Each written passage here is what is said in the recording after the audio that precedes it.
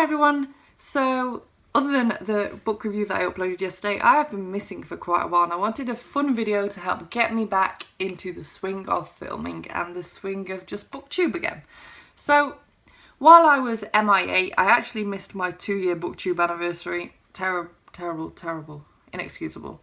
But yeah, I've now been here for 2 years, and in that 2 years, my most popular video ever is a Harry Potter haul that I uploaded, and that video just gets so much love. And I've actually got so many more items now than what I did then, so I thought I'd do an updated view of my Harry Potter collection. Oh, I forgot the wands. Well, at least now I'm going to prove by quickly standing up that I am not sat here naked, because I need to stand up and get my wands. Just as a tiny disclaimer, I don't think I've forgot any items, but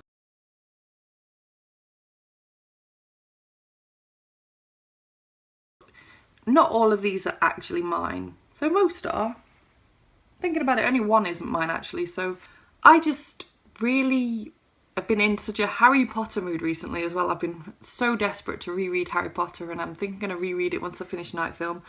So I'm going to reread the entire series, and it's just had me looking at my Harry Potter stuff a lot, going, I want to film a Harry Potter related video. So here we are. I'm not really sure where I'm going to start. There's quite a lot of stuff here.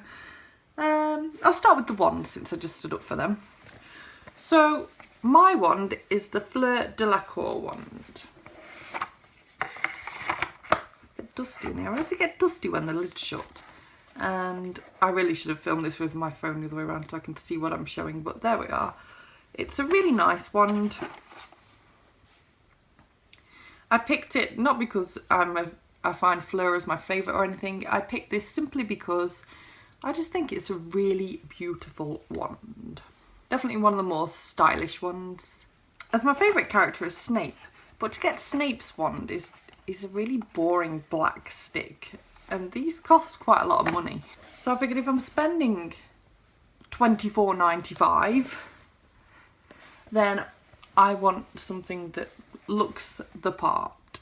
So the one item in this collection that is not mine is this wand, the Professor Dumbledore wand, and this is actually my boyfriend Luke's. But it sits on my bookshelf with all my stuff, so hey, it's practically mine. There we are in its box. And again, this is another really nice one. If he hadn't have bought this one, I might have considered getting this one instead of Fleur de la Cour's, because this is a fantastic wand as well. The detail in these is like, wow. I feel like a proper wizard waving this around. Wingardium Leviosa. This one costs the same. Yep, this one was $24.95 too, even though it's actually considerably bigger than mine. So Dumbledore's was quite a bit of a bargain actually. So last time I went, I had a butterbeer in one of these takeaway sort of cup things. Now there are tankard ones as well, but they were really expensive for what they were. I don't like butterbeer an awful lot. I like the froth on top, and then as you go further down it just starts tasting a bit there. So I've got this. I actually use this to hold my bookmarks. And on the subject of bookmarks, I do have some Harry Potter bookmarks too. So I've got 2 magnetic ones, which I can't separate now. I've got this black one. And I've got this white one of Hogwarts. And I've got my Dumbledore Harry Potter, I nearly said wand then. Flipping, I've got wands on the brain. Dumbledore Harry Potter bookmark, and just a plain black, really difficult to see, but plain black leather Harry Potter, the Making of Harry Potter bookmark as well. And as I said, I just keep all my bookmarks in there, so it's not a bad fit to be honest once I've got them all wedged in. Works quite nicely for that purpose. One of the times I went, I also got the Making of Harry Potter, the official guide book, and the back of that. Oh, the back of that book. I'm not sure whether I've ever shown this in the past, but you've got a little image of what the actual studio is like there on the outside. Are there any other really? Oh yeah, I should probably show this one too. When you go there, you can actually go in the Great Hall, and so there are pictures of the Great Hall as well, and that's definitely one of the more magical places for me. And the last time I went, the Hogwarts Express was also there, and obviously that isn't in this book because this is quite a bit older now, but the Hogwarts Express is another magical bit for me, and then along with Diagon Alley, which is there like that. I have sat and read this before, but I'm actually thinking when I reread the series that I will actually just read this again as well. I think it'll just be a nice little nostalgia trip of my trips there too. So moving on, when I went last time, I've also had a chocolate frog, but I'm not sure what I've done with the box, so we'll forget about that for now. But I've got some fudge flies, milk chocolate fudge flies. Obviously these are all long gone, but I've kept the box for some idiotic, obsessed reason. They're really nice, by the way.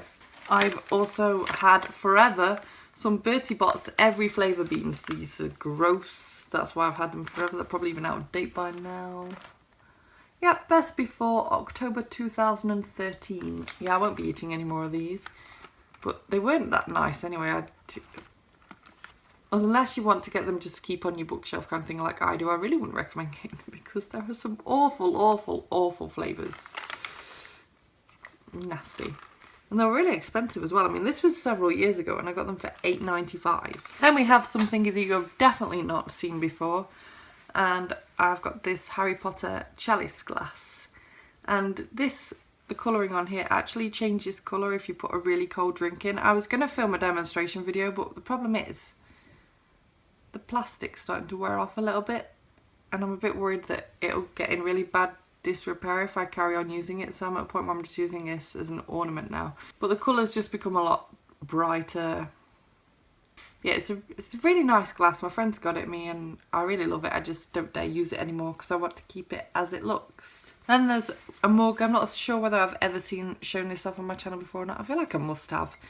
But it's just one of these typical mugs that start off black and then with enough warmth. I'm pretty sure I've got a picture somewhere, so I'll insert it just there of the mug actually being used properly. It shows up the Marauders map. So I always really enjoy having a cup of tea out of this while I'm reading. That'll be it, won't it? When I'm rereading the Harry Potter series, I'm just going to have a cup of tea after cup of tea in this. Then I've got my cuddly toys. So we've got Crookshanks. Oh, I do love cuddly toys. They're such a nice thing to collect. I'm not gonna lie, I used to be one of those kids that had a bed that had more cuddly toys than bed. It was just a mountain. Climbing into bed each night was a nightmare, but yeah. I got Crookshanks from the Harry Potter Studio Tour. He was $19.95. I also got Buckbeak from the Harry Potter Studio Tour. And he was $16.95. Then we have my newest edition, which I'm not sure if I've shown off or not on my channel, but I don't think I have. And I got Hedwig here from the Harry Potter Platform 9 3/4 shop in King's Cross. And you were not priced on there. But I like that these are different. It says on the little tag from Platform 9 3/4, and you are again very fluffy, just like Crookshanks. So then, just the standard now, I'm going to quickly show all the books that I've got, because even the book collection has grown. So obviously I own the Harry Potter and the Philosopher's Stone, English cover as I am in England, paperback. This is old now.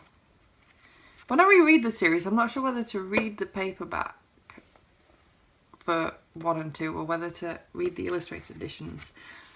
I've read the illustrated Philosopher's Stone before, but I've not read the illustrated Chamber of Secrets, so I don't know what way I'm going to go yet. I've always really liked this back cover though with Dumbledore there. That's always the Dumbledore I'd got in my head as a child. So then, as I said, I've got the Chamber of Secrets again in paperback. None of these are first edition, by the way, these paperback ones, obviously. I jumped onto the Harry Potter train quite relatively early on, but not early on enough to get first editions of some of the earlier books. So then I've got Harry Potter and the Prisoner of Azkaban, again paperback. This is probably still my favourite book, if I'm being honest.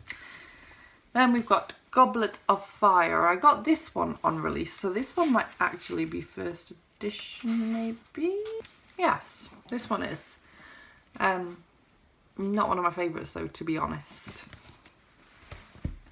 Then all the rest of these are definitely first edition. I remember checking ages ago, but it doesn't matter because by this point everyone was on the Harry Potter train, so yeah. Probably my joint favourite or else second favourite, and that is the Order of the Phoenix. And I always forget how big this was, considering I read this like in a couple of days when it came out. Like, this is a beast of a book. Then we have Harry Potter and the Half-Blood Prince. And of course, The Deathly Hallows. Fun fact, I've only ever read this once. I read this the day it came out. I started reading it the night it came out, quite frankly, the morning rather. I went and queued and bought it when the shops did their midnight opening, took it home, read a good chunk of it, went to sleep, got up in the morning, finished it. So I've never read it since then. It feels really weird to think. So I've only read this once. I need to read this again. The reread's gonna happen. Then recently, to expand my collection, I got gifted this Hogwarts Classic set, which is such a beautiful purple colour. And in this we have Quidditch Through the Ages and the Tales of Beedle the Bard. And I've never read these, so I'm really excited to pick these up when I do my read of the series.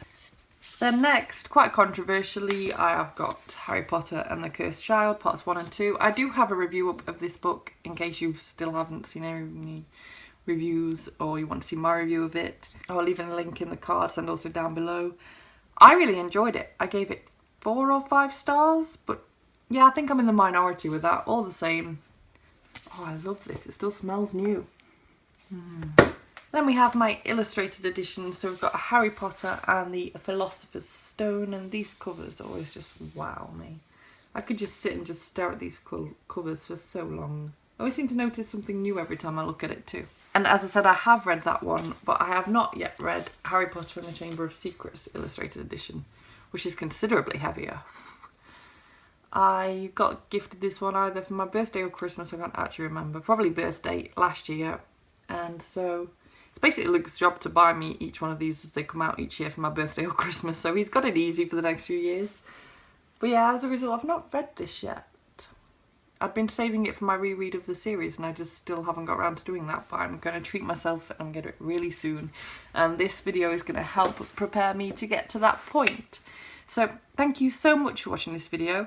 Please share with me any Harry Potter items you have got down below. I know that my collection is tiny compared to some people's. I would love to see what items you have got, whether you've filmed a video, whether you've got photos on your Instagram or anything else. Just link me down below. I will check out your stuff, and thank you so much for watching. If you like this video, please give it a thumbs up. Subscribe by clicking the image of me just there if you want to see more videos by me. And I will see you tomorrow with a book review, I think. Bye bye.